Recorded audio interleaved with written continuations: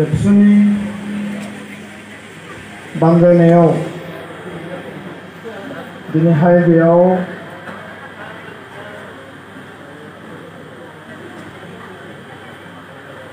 BTR गोजोन गोरोबथाखौ लानानै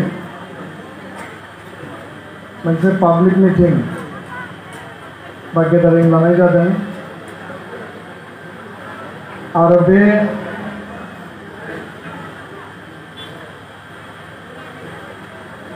हाबाफारियाव गोबांथार आलासि बिथांमोना दिनै सफैनो हादों। कबिरालि दखरा एबसुनि आफादगिरि गाहाय नेहाथारिनिफ्राय जागायनानै दुलाराय बर' फरायसा आफादनि नेहाथारि, जिल्ला आफादनि गाहाय नेहाथारि, उदालगुरि जिल्लानि मिरु UPPLनि सासे मैखोम बिबानगिरि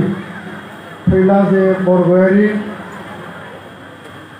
लोगोसेयैनो उदालगुरि जिल्ला UPPL हान्जानि आफादगिरि गाहाय नेहाथारि, मिरु UPPLनि गोबांथार बिबानगिरि बेयाव बाहागो लानो हादों। गुबुन गुबुन आफादनि बिबानगिरि, दैदेनगिरि बे हाबाफारियाव बाहागो लानो हानाय, NDFBनि बारग' बिबानगिरि, दैदेनगिरि, आथिखालाव UPPL हान्जानि बिबानगिरि, आमार माजत उपस्थित हुआ विभिन्न दल संगठनर नेतृबृंद, UPPL राजनैतिक दलर ইয়াত नेता कर्मी যথেষ্ট उपस्थित আছে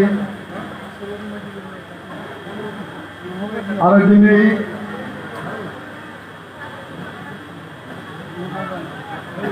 बे गेवलां मेलाव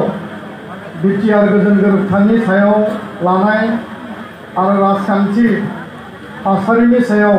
सावरायनाय बे गेवलां मेलाव बाहागो लाफैनाय कबिरालि ओनसोलनि हरिसिंगा समष्टिनि गासैबो आइ आफा रायजो राजा नोंथांमोन, गिबियावनो आङो साफ्रोमबो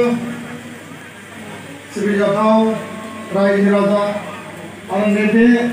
दिनैनि बे हाबाफारियाव बाहागो लाफैनाय दुलाराय बर' फरायसा आफाद आरो लोगोसेयैनो एबसुजों लोगोसे UPPL हान्जानि गासैबो बिबानगिरि, दैदेनगिरि बिथांमोननिसिम दुलाराय बर' फरायसा आफादनि जानानै खुलुमनाय, हामलायनाय आरो साबायखर बावनायखौ आङो जासिहरबाय। बोथोरा जोबोद मोजां होननानैबो बुंनांगोन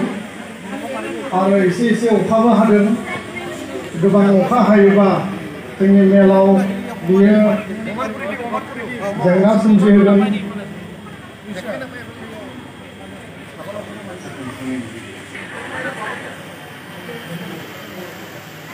एसे सिगाङाव उदालगुरिनिफ्राय फैबाय थानाय समाव उदालगुरियाव जथेस्थ' अखा हादों आरो जों सान्दों जे कबिरालियावबो अखा हादों, नाथाय बेयाव फैनानै नुबाय सान्दुं दुंदों आरो एसे सिगाङाव फिसा फिसा अखा थाइफ्रिनानै बे अखाया गालांबाय। मैया बेलासे समाव रौता समष्टिनि सिङाव गार'गाव होननाय मोनसे जायगानिफ्राय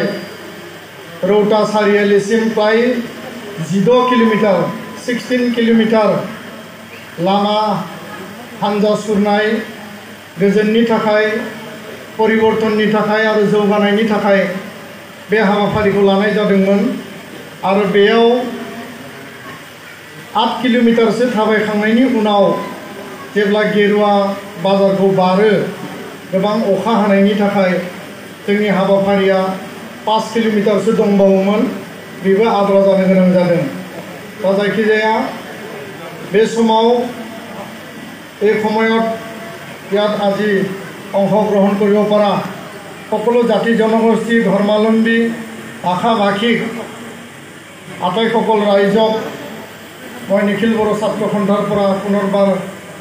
মই অভিনন্দন জ্ঞাপন কৰিছোঁ আৰু ধন্যবাদ মই যাচিছোঁ। मानगोनां रायजो राजा बिथांमोन गोबां आलासि दङ बिथांमोना माखासे राजखान्थियारि बाथ्रा बुंगोन आरो दिनैनि समाव बर' आइ आफा रायजो राजाया मा लुबैदों आरो गुबुन गुबुन हारि हारिसाफ्रा मा लुबैदों बिनि सायावबो गुवारै बिथांमोनाबो बिबुंथि लाखिगोन। दा बाथ्राया जाहैबाय जे बर'आ दिनै मोनसे गोदान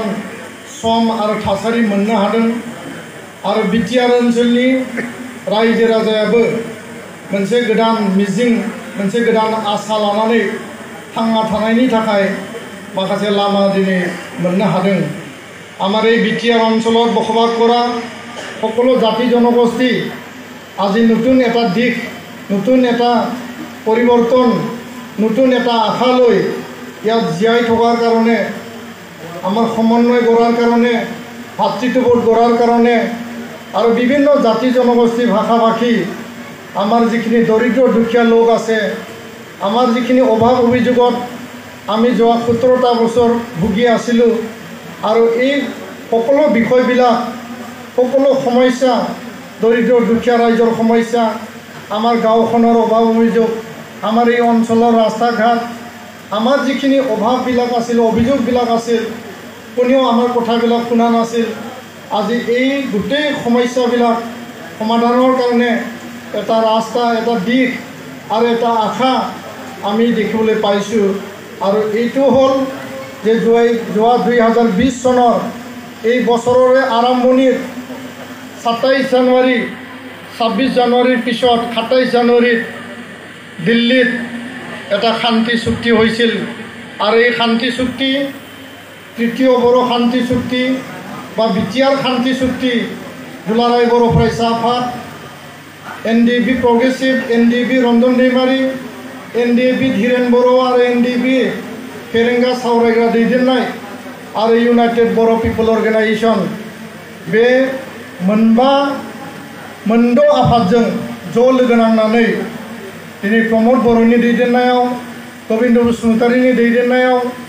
आरो बाकी जिखिनि एनडिएफबिनि दैदेनगिरि दङ हानजा दङ गासैनिबो मदद आरो हेफाजाब लानानै